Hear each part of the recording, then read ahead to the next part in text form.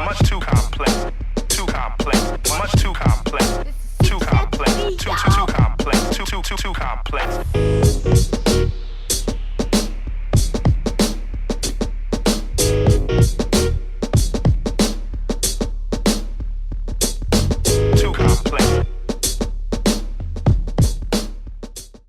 Good evening. My name is James K. Holder II. Some of you may know me as Sir James II. I'd like to welcome you back to Not on My Watch. As always, I'd like to ask you to like, share, comment, and subscribe. I want you to retweet this and repeat this. If you're watching, today is Thursday, August 8th, 2018, and I want to make a special heartfelt condolences and rest in peace to Bernie Mac, former Kings of Comedy, and today marks the 10-year anniversary of his untimely death. I also want to say a happy birthday to Whitney Houston, and also rest in peace Micheal Brown, who 4 years ago today was shot dead in Ferguson, Missouri, which in many ways started the beginning of, well, it didn't start the Black Lives Matter movement, but it was one of the galvanizing moments of that movement. So rest in peace, Micheal Brown.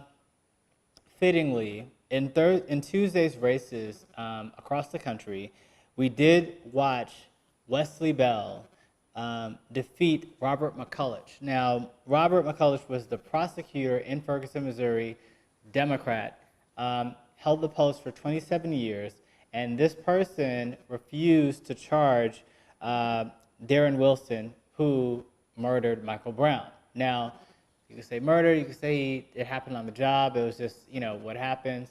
I don't really believe that, and nor do most. And I'm very proud of Wesley Bell, young African-American attorney, and then later city councilman, just for his resistance and his form of dedication and approach to being an agent of change in his community. Now, what you'll notice is that with Wesley Bell, in the time around the shooting of Micheal Brown and all the chaos that erupted after that, Bell was very much engaged in the community. He was a part of the resistance against that police brutality, and he's actually the son of a police officer. So, you can't say that he necessarily is anti-cop or anything like that, but that's just what he's known. And he ended up running for city council, won, and I'm very excited to see that level of change happen at the real, true grassroots, progressive level in Ferguson. This is a place where many people, where eyes were focused in that time, and we've seen that slow change happen in a way that's going to be really, really big for the city, for that state, and hopefully for the nation. Now, Bell is actually running unopposed. There's no Republican opposition for his post. So theoretically, you can say that he already has the job of prosecutor in Ferguson, Missouri. But we will see. It's not a done deal yet, but we'll see. Also on Tuesday, we noticed that there were several other special elections. The Ohio 12th district race is still too close to call. We've got the Democrat in the race is not conceding as of yet, O'Connor. And then you've also got just some really spooky, stupid stuff going on in Ohio. Now, there was a Green Party candidate. I did not bother to learn this person's name, but he just was really kooky. And he had posted this video to his Facebook page, or someone interviewed him as he's running for this serious position. Now, this is a seat in the House of Representatives now. This person didn't know his own website. He kept directing people to his donate page. He kept talking about, oh, don't donate corporate donations. We don't take corporate donations. But he was really promoting this donations. He wasn't talking about anything else. And it kind of showed in a nutshell what many view as the only issue that people on the far left care about.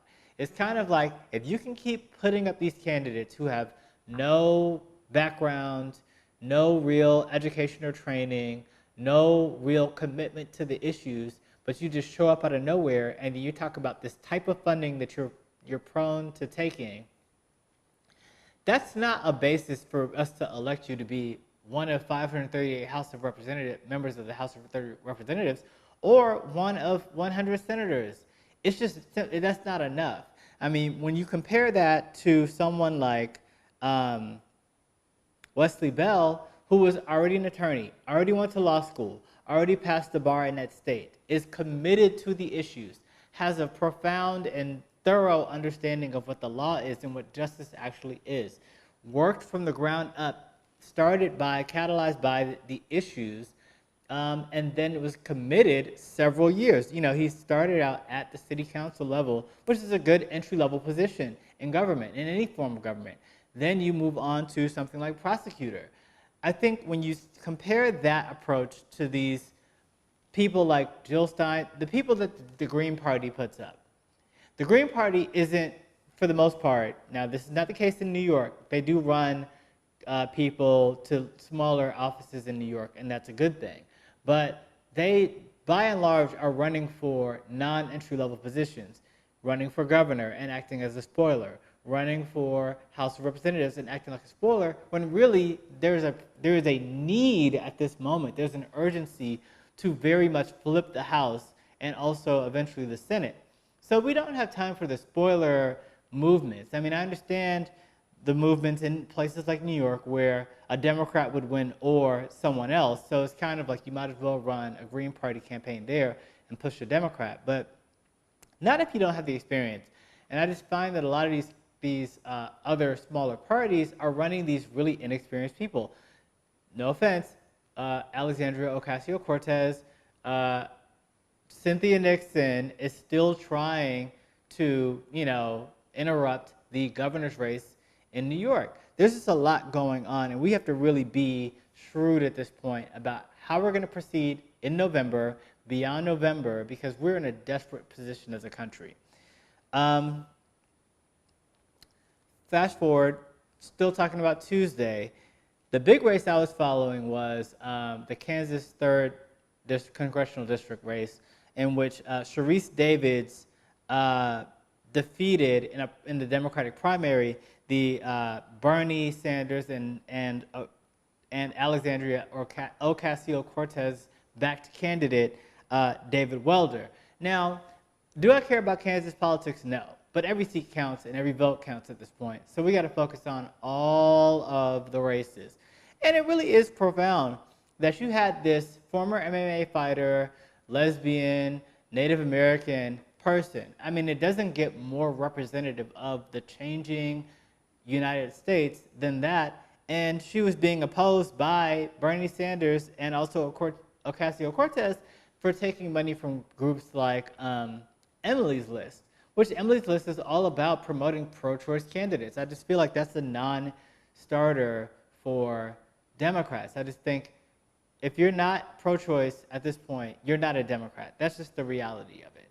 And so David Welder didn't handle his loss very well. He kind of flipped out on some people in the arena, and there were specific conversations about this. I don't remember those people's names, but there were issues with how he handled the loss. I mean, I even went to his page the next day to see if he conceded gracefully and sort of endorsed Sharice Davids, and that didn't happen. And so my question is, what is it about the progressive candidates that run against these women, and then just like Tim Canova in Florida, and when they lose against these women, they can't even be bothered to concede, congratulate, or endorse. And it's disturbing, because the bigger picture is that we need to flip all these seats blue, not red, Alexandria, and we need to figure out how to do that together. And I just find that you have all these races with progressives, and that's what they're labeled as. That's what the media gives them, the standard bearership for the term progressive, anyone that Bernie Sanders accepts into his fold. But it really doesn't, how progressive is it to not endorse the candidate of your party that you were running for that nomination? And I just think that's too much of a consistent thread in those far left candidates. And it's a big problem. it's going to be a big problem going forward. And we need to make sure that the people that are winning these nominations, regardless of whether they're in the Bernie wing or the Ocasio-Cortez wing or in the Hillary wing or the Barack Obama wing or whatever, we all need to be able to concede and really go forward together going into November. I mean, when you saw that Ocasio-Cortez defeated Conway in New York, he immediately conceded and immediately endorsed her. And that was that. And yet still, she found it necessary to go behind and make up this whole issue about, oh, he didn't call her soon enough and all these things. I mean, it's kind of like you have a public endorsement from the person who you unseated in a primary. Roll with that, because if you can't use that and make it work, you have a problem. So I want to make sure that Ocasio-Cortez wins her seat in November, because she still doesn't have a job, but she's up here running around trying to promote these ideals that seem to be pretty much dead on arrival. I mean, you know, it's sad. We've got progressives like Ben Jealous who are similarly freaking out when he's done all this alignment with the Democratic Socialists, all this alignment with Bernie Sanders, all this alignment with the far left, and then the instant that somebody calls him on it, he makes it about a whole racial thing. He freaked out on some interviewer, again, forgive me, what the source was, but this person was interviewing him, mentioned socialism, and Ben Jealous dropped the F-bomb, starts cussing and flipping out, talking about, oh, well, they only just used the socialism word to get rid of black candidates. No, that's not true. You specifically have aligned with this group of people. That's just a fact. So you need to own that, Jack. And then the problem is with Ben Jealous, it's like you were so willing to tear down the Democratic candidate throughout the entire 2016 primary, the entire time. And you used every element of socialism to do so. You mischaracterized the words of Martin Luther King. You mischaracterized all kinds of contexts and quotes and votes that Hillary Clinton had taken to make them anti-socialist, and then use that as a pitch against her. And now when somebody brings that up to you, you now freak out and make it about race. And it's not about race, sir. It's about, what do you stand for? If you're going to be the governor of Maryland, you need to take a position, and people need to be able to support that and vote for that. So I think he's in weak standing, and I really hope that that seat doesn't go to the right. But you can't just show up and run. You have to have a position. You have to have some conviction that stems outside of not taking corporate money, because you could be a complete bozo or imbecile and not take corporate money, and that doesn't mean you're going to be good in that position. It doesn't mean you're going to give the strength and add the value that we need as a Democratic coalition to really move the ball in the right direction, in the proper direction. And whatever the end goal is, whether it's Medicare for all, whether it's free college, whether it's criminal justice reform, all the things that are going on, all these hot topics, the fight for 15, I don't think anyone on the left is opposing these particular positions. I think it's about making sure that we have an actual mechanism to get there, and putting hot-headed people who can't even deal with an interview in charge of having a 24/7 job of being a representative from a congressional district or a senator isn't always the best move to make. And some of these people just aren't ready. Throwing it out there. Speaking of hot-headed morons, Alex Jones has been banned from pretty much every online forum, including YouTube, Facebook, Apple, and Spotify, but he has not been banned from Twitter. And many of you would be not surprised by this, because Jack is a jackass and Twitter is really bullshit. Twitter is just a forum for people to be abused and harassed, especially if you're not a white man, a straight white man.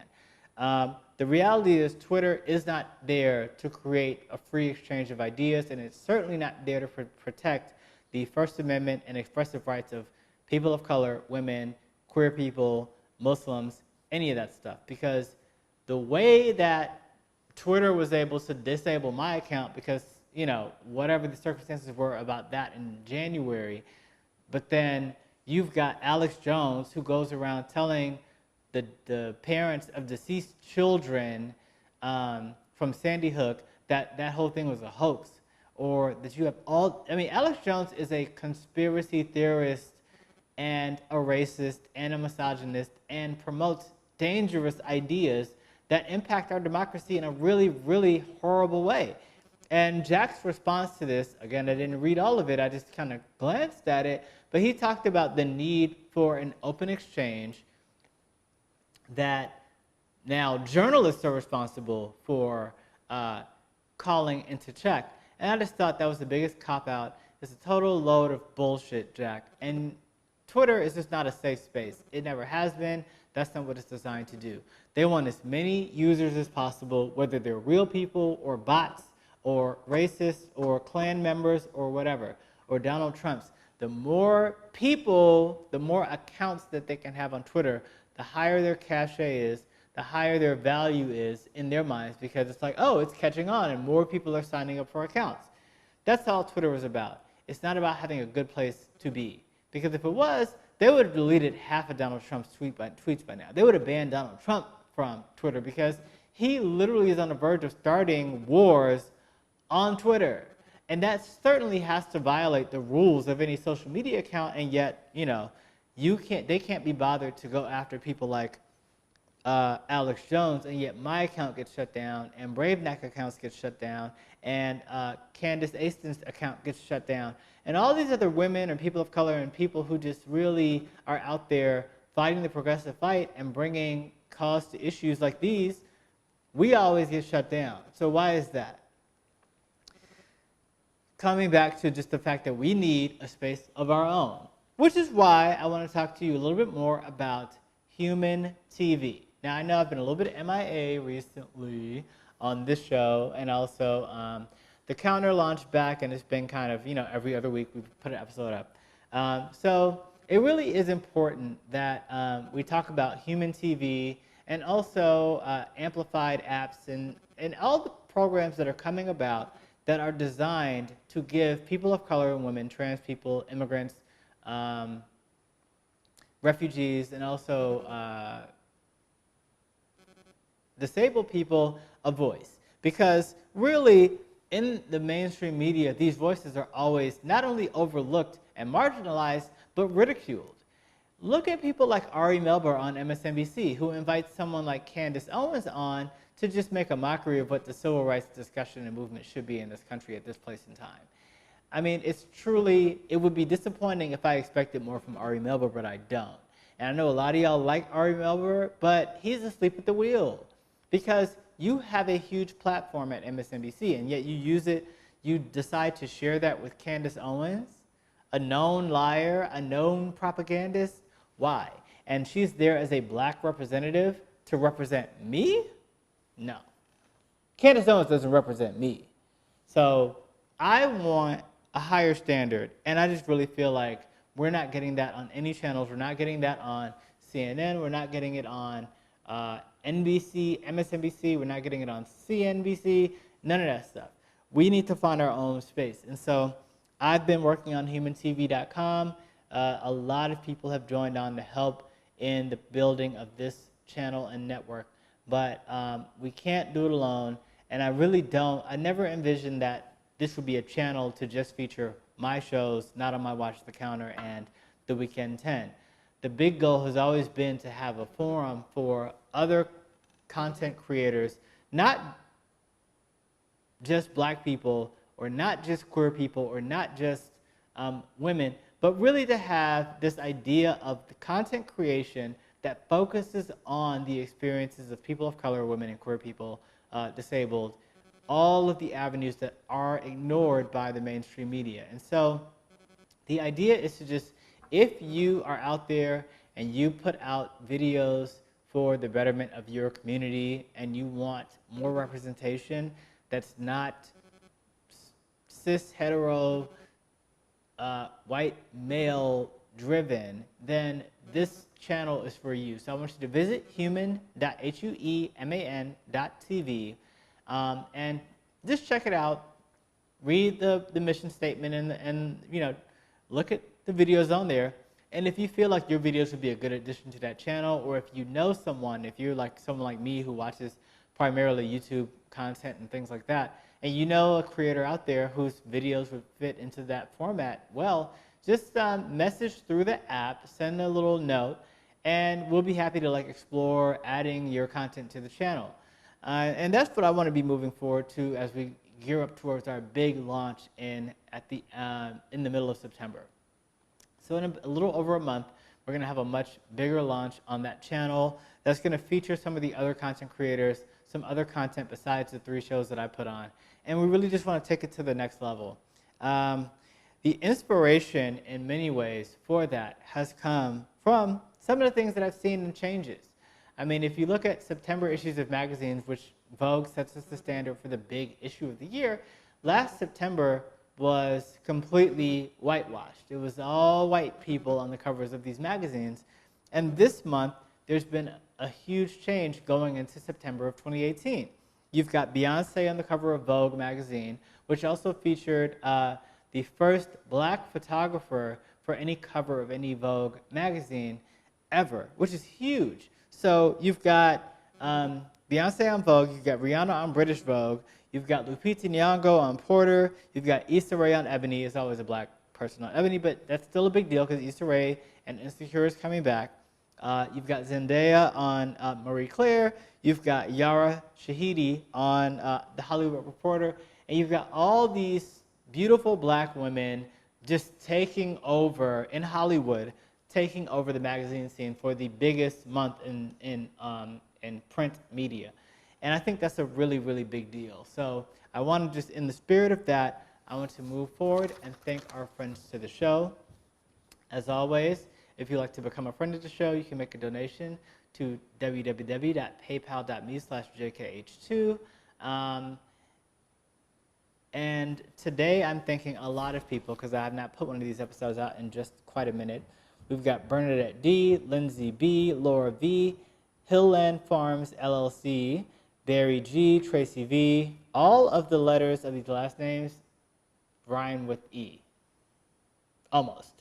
Elizabeth D, Georgina E. Okay, now we're done. Diane S, Elizabeth M, Gabrielle D, Joy H, Pleiades M, Maureen D, Shannon G, Archibald B, Elizabeth C, Delisha M, Lynn O, Leslie R, Faye M, Chris and Nora from Strong Tree Coffee, Faith H, Annie K, Jasmine B, and Sonia J.